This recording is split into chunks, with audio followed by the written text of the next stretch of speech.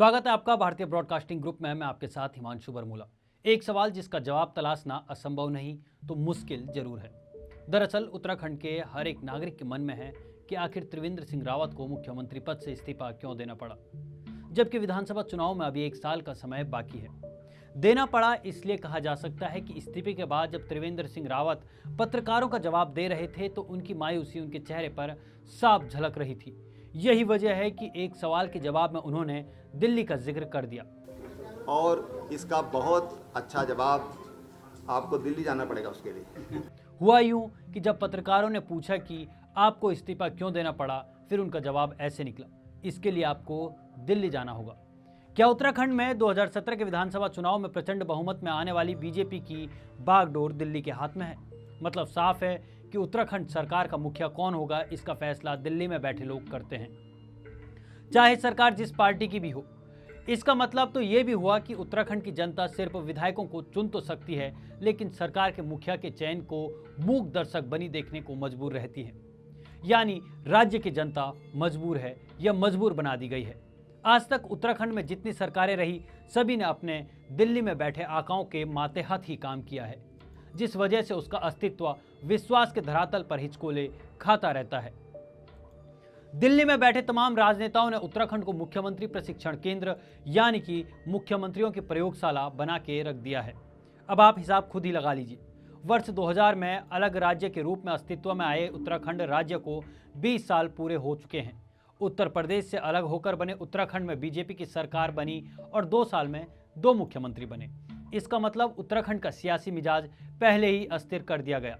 अब जरा उत्तराखंड में बनी सरकार के मुखियाओं की इतिहास पर रोशनी डालते हैं। 9 नवंबर 2000 को नित्यानंद स्वामी उत्तराखंड के मुख्यमंत्री बने। नित्यानंद स्वामी ने अपना कार्यकाल 29 अक्टूबर 2001 तक ही पूरा किया, लगभग 1 साल। फिर दूसरे नंबर पर आते हैं भगत सिंह कोश्यारी। 30 अक्टूबर 2001 को भगत सिंह कोश्यारी को उत्तराखंड का मुख्यमंत्री बनाया गया। वो सीएम की कुर्सी पर 1 मार्च 2002 तक ही रह सके, महज 123 दिन ही मुख्यमंत्री के पद पर रहे। अब आता है वो साल जब एक स्वतंत्र राज्य बन चुके उत्तराखंड में पहली बार विधानसभा चुनाव होते हैं, यानी कि वर्ष 2002। बीजेपी की कमान भगत सिंह कोश्यारी के हाथों में राज्य में पहला विधानसभा चुनाव होने से पहले 2 वर्ष में 2 मुख्यमंत्री उत्तराखंड को मिल चुके थे, लेकिन चुनाव बीजेपी को महंगा पड़ा और चुनाव हार गई और सत्ता बीजेपी से कांग्रेस के हाथों में आ गई और उत्तराखंड को मिले नए सीएम नारायण दत्त तिवारी के रूप में, जो 2002 से 2007 तक उत्तराखंड में मुख्यमंत्री रहे और इस दौरान उन्होंने 5 वर्ष 5 दिन रहकर उत्तराखंड के इतिहास में 5 साल तक सत्ता पर बैठने वाले मुख्यमंत्री के रूप में अपना नाम दर्ज करवा लिया। 7 साल में उत्तराखंड को 3 मुख्यमंत्री और 1 विधानसभा चुनाव। 2002 विधानसभा चुनाव के बाद होते हैं 2007 में विधानसभा चुनाव। कांग्रेस के हाथ से सत्ता खिसक कर वापस बीजेपी के हाथ में आती है। 2007 में सत्ता में वापसी आने के बाद बीजेपी ने 8 मार्च 2007 को भुवन चंद्र खंडूरी को सीएम बनाया और वह 23 जून 2009 तक ही इस पद पर रह सके, यानी कि 2 साल 111 दिन वह मुख्यमंत्री रहे। इसके बाद सत्ता पहुंच जाती है सीधे रमेश पोखरियाल निशंक के हाथ में। निशंक 24 जून 2009 को उत्तराखंड के मुख्यमंत्री के तौर पर शपथ लेते हैं और वह भी 10 सितंबर 2011 तक इस पद पर रहे और कुल 2 वर्ष 75 दिन तक उत्तराखंड के मुख्यमंत्री रहे। फिर सत्ता वापसी होती है भुवन चंद्र खंडूरी की, जो निशंक से पहले भी उत्तराखंड के मुख्यमंत्री रह चुके थे। भुवन चंद्र खंडूरी फिर 11 सितंबर 2011 को मुख्यमंत्री बनते हैं और इस बीच 2012 के विधानसभा चुनाव का बिगुल बज चुका होता है और राज्य में बीजेपी हार जाती है और कांग्रेस को पूर्ण बहुमत मिल जाता है। भुवन चंद्र खंडूरी को फिर 184 दिन बाद यानी कि 13 मार्च 2012 को कुर्सी छोड़नी पड़ती है, यानी कि वर्ष 2007 से 2012 तक बीजेपी को 2 बार अपना मुख्यमंत्री बदलना पड़ा। कांग्रेस की सत्ता में वापसी होते ही 13 मार्च 2012 को विजय बहुगुणा को मुख्यमंत्री बना दिया जाता है और 31 जनवरी 2014 को उन्हें हटा दिया जाता है। वो 1 साल 324 दिन तक मुख्यमंत्री रहते हैं। इसके बाद सत्ता आती है हरीश रावत के हाथों में। 1 फरवरी 2014 को उन्हें उत्तराखंड की कमान सौंपी जाती है। हरीश रावत के हाथों में सत्ता आते ही क्या क्या नहीं देखना पड़ता है। कुछ विधायकों ने बगावत कर दी। उत्तराखंड के लोग 2016 में राज्य में राष्ट्रपति शासन को शायद ही कभी भुला पाए। उस दौरान में राष्ट्रपति प्रणब मुखर्जी थे। 18 मार्च 2016 को तत्कालीन हरीश रावत यानी कि कांग्रेस सरकार के शासन के दौरान कांग्रेस के 36 में से 9 विधायकों ने बगावत कर दी थी। तत्कालीन विधानसभा अध्यक्ष गोविंद सिंह कुंजवाल ने इन विधायकों को निलंबित कर दिया और हरीश रावत सरकार आ जाती है अल्पमत में। 21 मार्च 2016 को कांग्रेस के बागी विधायक भाजपा के विधायकों के साथ राष्ट्रपति प्रणब मुखर्जी से मिले और प्रदेश में राष्ट्रपति शासन की मांग की। 9 विधायकों ने भाजपा के साथ मिलकर सरकार के खिलाफ मोर्चा खोल देने और केंद्र कैबिनेट की 26 मार्च की सिफारिश के बाद 27 मार्च 2016 को राज्य में प्रणब मुखर्जी के हस्ताक्षर से पहली बार राष्ट्रपति शासन लगाया गया और इस तरह फिर से उत्तराखंड में सियासी संकट छाया और 2 वर्ष 55 दिन बाद 27 मार्च 2016 को हरीश रावत की कुर्सी चली गई। उत्तराखंड में पहली बार 27 मार्च 2016 से 21 अप्रैल 2016 यानी कि 25 दिनों तक राष्ट्रपति शासन लगा। जब हरीश रावत को 28 मार्च को बहुमत साबित करना था तो ठीक एक दिन पहले ही केंद्र सरकार की सिफारिश पर राष्ट्रपति प्रणब मुखर्जी ने उत्तराखंड की हरीश रावत सरकार को बर्खास्त कर दिया। हालांकि राष्ट्रपति ने राज्यपाल के रिपोर्ट के आधार पर राज्य में राष्ट्रपति शासन लगाने की अनुमति दे दी थी। इसी को लेकर अब उत्तराखंड में बहस शुरू हो गई। रावत सरकार को बहुमत साबित करने का स्पीकर ने ज्यादा वक्त दिया, जबकि राज्यपाल ने 2 से 3 दिन में बहुमत साबित करने को कहा था। मुख्यमंत्री लंबा वक्त पाकर लालच व खरीद फरोख्त कर बहुमत साबित करने की कोशिश कर रहे थे और यह पहला मौका था जब कोई मुख्यमंत्री विधायकों की खरीद फरोख्त करता स्टिंग के कैमरे में कैद हुआ।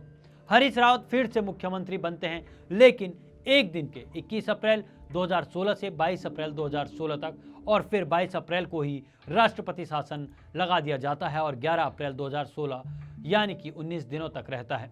इसके बाद कोर्ट से राहत मिलती है और तीसरी बार सत्ता पर 11 मई 2016 से 18 मार्च 2016 तक सत्ता पर काबिज हुए और इस तरह वह 311 दिन फिर से सत्ता में रहते हैं। अब आ जाते हैं वर्ष 2017 के विधानसभा चुनाव में, जहां बीजेपी को प्रचंड बहुमत मिलता है। कमान सौंपी जाती है त्रिवेंद्र सिंह रावत को, जो 18 मार्च 2017 को मुख्यमंत्री पद की शपथ लेते हैं और 3 साल 357 दिन बाद मुख्यमंत्री रहने के बाद 10 मार्च 2021 को उनके हाथ से भी सत्ता चली जाती है, उन्हें इस्तीफा देना पड़ता है। अब बनते हैं तीरथ सिंह रावत। 10 मार्च 2021 को मुख्यमंत्री पद की शपथ लेते हैं और अभी उनका कार्यकाल शुरू हुआ है। कुल मिलाकर देखा जाए तो राज्य गठन से लेकर अब तक 11 मुख्यमंत्री और 2 बार राष्ट्रपति शासन देख लिए हैं। एक नज़र डालिए इस चार्ट पर कि कैसे उत्तराखंड में सियासी मिजाज बदला है। पहले मुख्यमंत्री रहते हैं नित्यानंद स्वामी, फिर दूसरे पर आते हैं भगत सिंह कोश्यारी, तीसरे नारायण दत्त तिवारी जो एकमात्र उत्तराखंड के इतिहास में 5 साल मुख्यमंत्री पद पर रहे, फिर आते हैं भुवन चंद्र खंडूरी, फिर रमेश पोखरियाल निशंक, फिर वापस से सत्ता आती है भुवन चंद्र खंडूरी के हाथों में। 7वें मुख्यमंत्री बनते हैं विजय बहुगुणा, 8वें मुख्यमंत्री बनते हैं हरीश रावत, फिर इसके बाद लगता है राष्ट्रपति शासन, फिर 9वें मुख्यमंत्री बनते हैं हरीश रावत जो महज एक दिन के मुख्यमंत्री बनते हैं। इसके बाद राष्ट्रपति शासन वापस लगाया जाता है, फिर वापस से सत्ता आती है हरीश रावत के हाथों में, यानी कि 10वें मुख्यमंत्री हरीश रावत वापस से बनते हैं। 11वीं बार त्रिवेंद्र सिंह रावत को सत्ता मिलती है और 12वीं बार तीरथ सिंह रावत के हाथों में सत्ता आती है। सीधे तौर पर कहा जाए तो उत्तराखंड पूर्ण रूप से राजनीति की भेंट चढ़ा हुआ है, जिस कारण उत्तराखंड की राजनीति में अस्थिरता पैदा हो जाती है और जब जब उत्तराखंड में राजनीतिक उठक पटक हुई है तब तब वहां पर चेहरे बदल दिए गए। क्या विधानसभा की 70 सीटों में से 57 विधायक होने के बावजूद भी बीजेपी को मुख्यमंत्री लायक कोई नेता नहीं दिखा और उसे एक सांसद को मुख्यमंत्री बनाना पड़ा? तो क्या यह माना जाए कि विधायकों में कोई मुख्यमंत्री बनने लायक तक नहीं था? अब उत्तराखंड में अगले वर्ष यानी 2022 में विधानसभा चुनाव होने हैं और इससे पहले राज्य की बीजेपी सरकार के मुखिया का चेहरा बदल दिया गया और आखिर में एक बार फिर वही सवाल कि इन तमाम प्रक्रियाओं में वैसे मतदाताओं का कोई रोल रहा जिसके वोट से सरकार का गठन हुआ? जवाब मिल जाए तो हमें भी जरूर बताने का कष्ट करें। अभी के लिए बस इतना ही। देखते रहिए BHBC न्यूज। नमस्कार। रोज की ताजा खबरें सुनने के लिए सब्सक्राइब करें BHBC न्यूज चैनल। साथ ही रोज के नोटिफिकेशन जानने के लिए दबाएं बेल आइकन। साथ ही हमें अपनी राय देने के लिए हमारी वीडियो पर कमेंट करके बताएं और वीडियोस को लाइक और शेयर करना बिल्कुल ना भूलें।